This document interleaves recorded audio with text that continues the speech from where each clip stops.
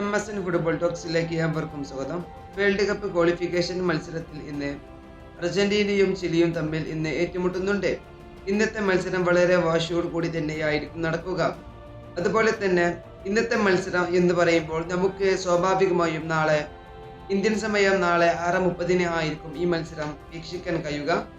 അതുപോലെ തന്നെ അർജന്റീനയും ചിലിയും തമ്മിൽ ഇതുവരെ 14 തവണയാണ് ഏറ്റുമുട്ടിയിരിക്കുന്നത്.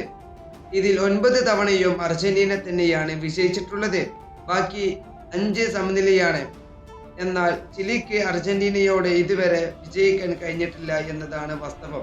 അതുപോലെ തന്നെ അർജന്റീന ടീമിൽ നിരവധി 2 കളിക്കാർക്ക് പരിക്കുണ്ട്. Mac Allister, Lo Celso. എന്നാൽ ചിലിയുടെ താരങ്ങൾ കബ്രാൽ, ഡിയാസ്, ടിച്ചോനോവസ്കി ഈ താരങ്ങൾക്കും പരിക്കാണ്. അതുപോലെ തന്നെ അർജന്റീനയുടെ ക്യാപ്റ്റനായിട്ടുള്ള ലിയോ മെസ്സി പരിക്ക് മാറി വീണ്ടും ദേശീയ ടീമിലേക്ക് തിരിച്ചു വന്നിട്ടുണ്ട്.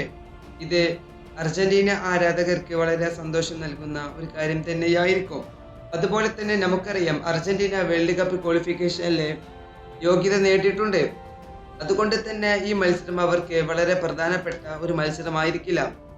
എന്നതുകൊണ്ട് അർജന്റീന ഇന്ന് യുവതാരങ്ങൾക്ക് മികച്ച അവസരങ്ങൾ നൽകുന്ന ഒരു മത്സരം കൂടിയായിരിക്കും ഇന്നത്തെ മത്സരം.